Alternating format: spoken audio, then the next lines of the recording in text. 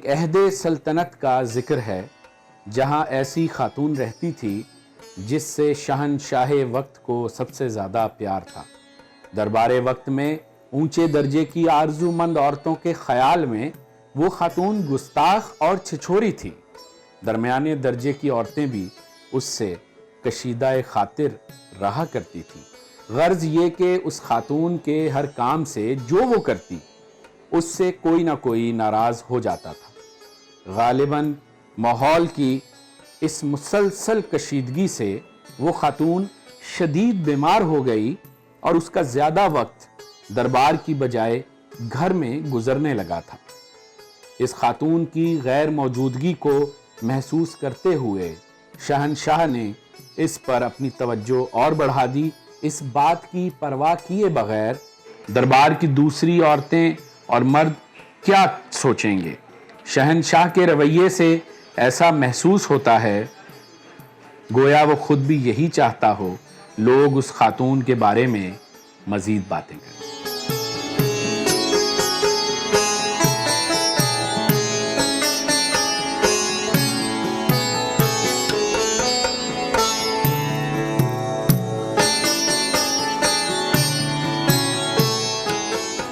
السلام علیکم، آداب۔ میں ہوں آپ کا میزبان خرم سہیل اور آپ دیکھ رہے ہیں پروگرام کتاب نامہ، اور یہ پروگرام پیش کیا جا رہا ہے فریڈم نیوز کے لیے، اور امید کرتا ہوں کہ ہر ہفتے ہم جو بھی تجزیہ، تبصرہ، تنقید، توصیف، تعریف اور جو بھی کچھ یہاں آپ کے لیے بیان کریں گے کتابوں کے حوالے سے، وہ آپ کو پسند آئے گا۔ اس سلسلے کی پہلی کتاب جس کا ہم نے آج یہاں انتخاب کیا ہے اس کا نام ہے گینجی کی کہانی، جسے انگریزی میں دی ٹیل آف گینجی کہا جاتا ہے، اور یہ جاپانی زبان میں لکھا گیا ایک تاریخی ناول ہے، اور جاپانی زبان میں اس کو گینجی مونو گتاری کہتے ہیں۔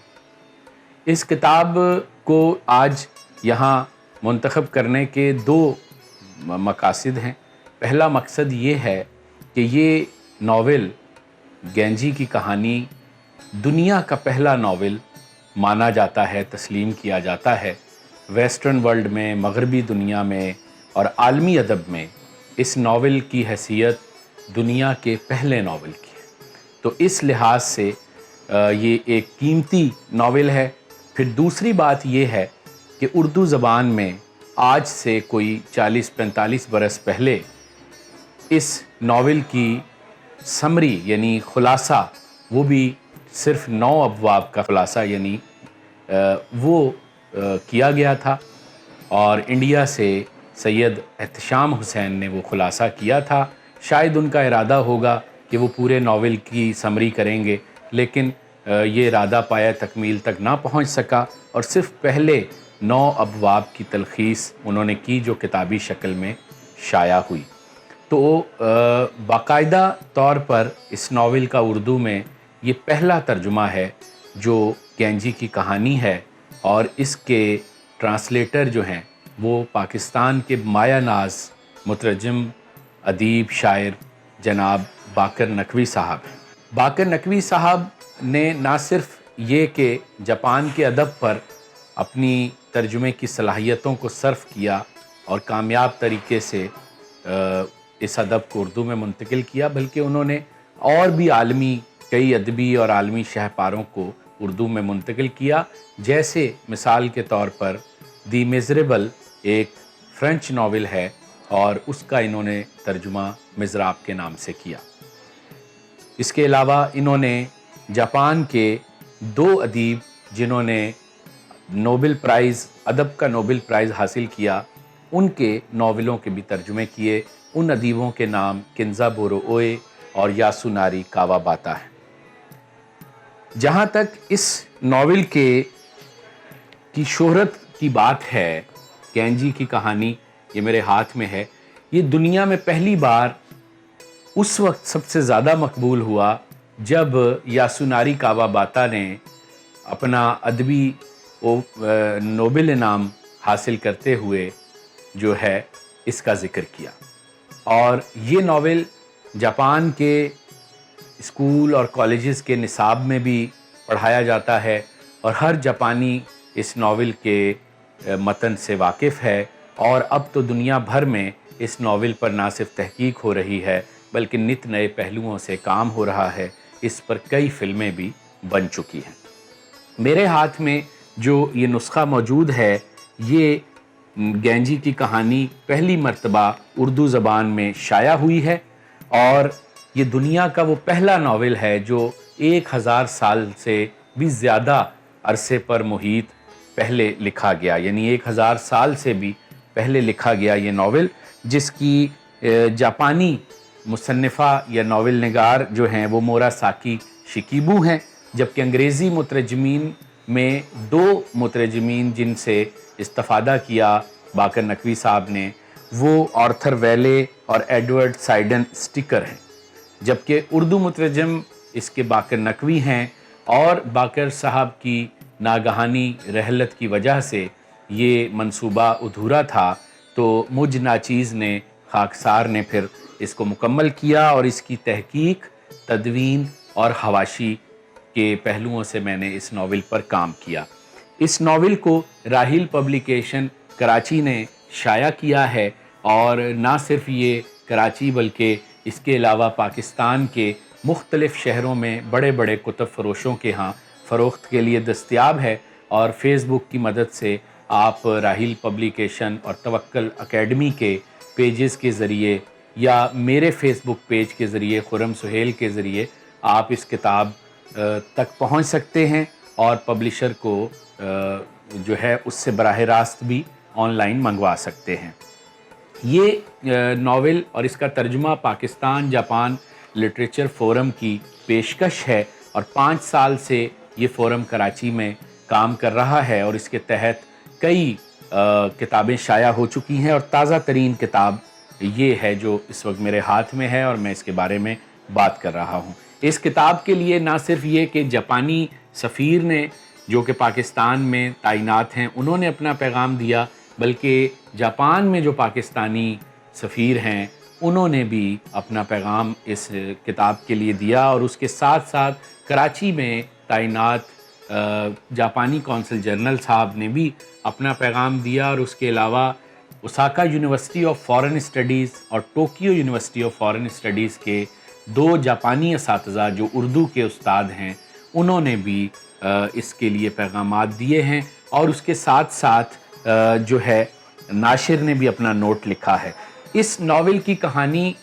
جو ہے وہ تقریباً 10-12 برس میں مکمل ہوئی، اور سن 1000 کے بعد کے عرصے میں اس پر موراساکی شکیبو صاحبہ نے کام کرنا شروع کیا۔ یہ ایک جاپانی مصنفہ تھیں، ایک خاتون تھیں، اور 1000 سال پہلے کے جاپان کے بارے میں کہ وہاں کا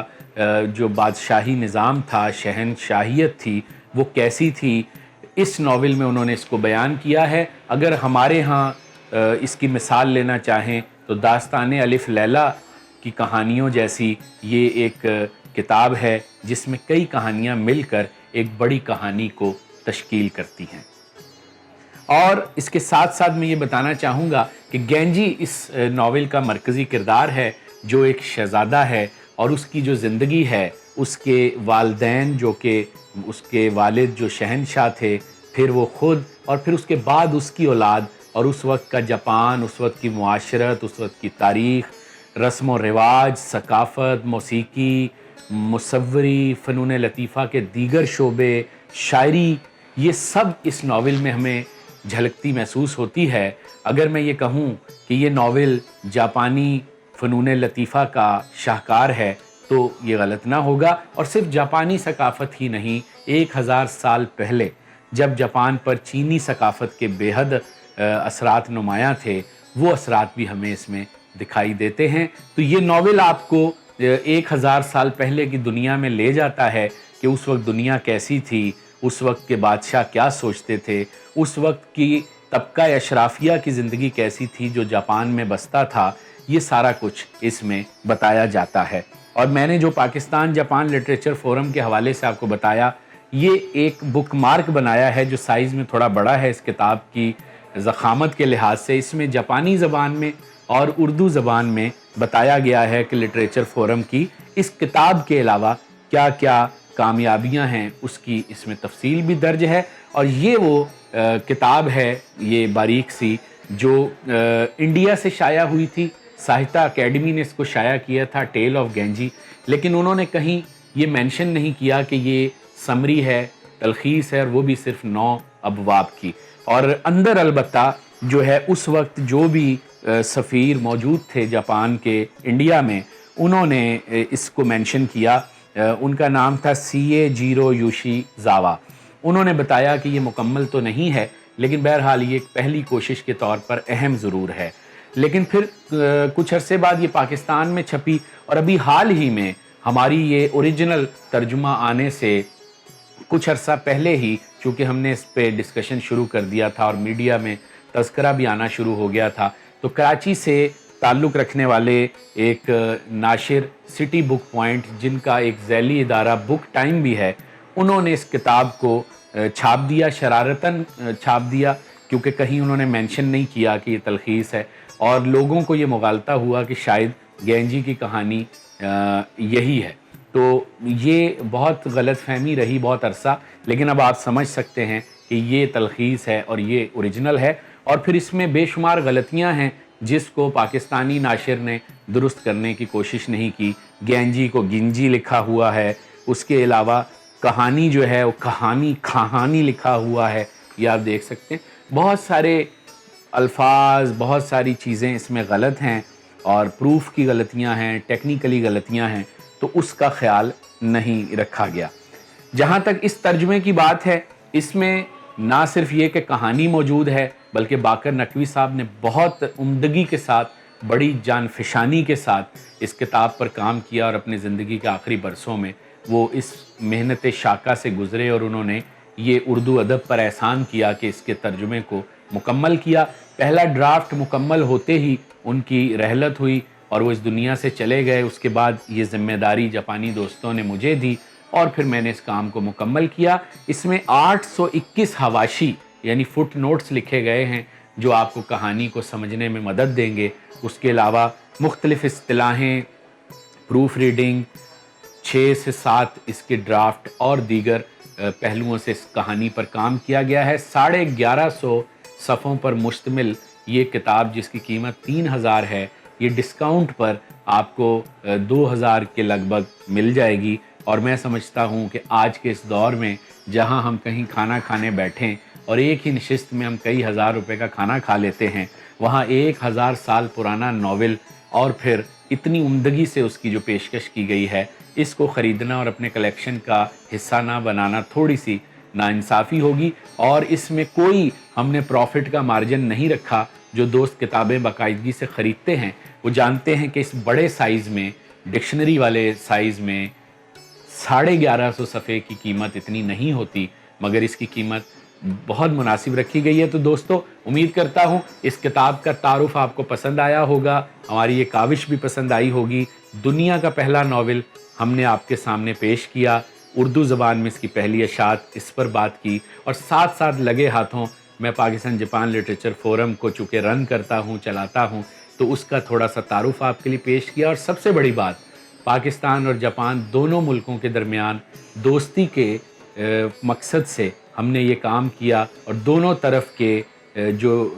لوگ ہیں جو دونوں زبانوں سے پیار کرتے ہیں، جاپانی زبان سے اور اردو سے، وہ ایک دوسرے کے ساتھ مزید جڑے، مزید قریب ہوئے. تو امید کرتا ہوں کہ آپ کو یہ ناول پسند آئے گا اور ہمارا تبصرہ بھی. تو اگر آپ کو ہماری یہ کوشش پسند آئی ہے تو آپ اس ویڈیو کو لائک کیجئے، شیئر کیجئے، اور اس چینل کو، فریڈم نیوز کو سبسکرائب کیجئے، اور اپنے قیمتی مشورے اور تجاویز بھی ہمیں دیجئے تاکہ ہم اس کتاب نامے کو مزید بہتر بنائیں اور آپ کی سماعتوں تک پہنچائیں، آپ کی بصارتوں تک پہنچائیں، اور علم کی اس روشنی کو ہم مل کر ایک دوسرے کے دلوں میں اور دماغوں میں اتاریں. اپنا بہت خیال رکھیے گا.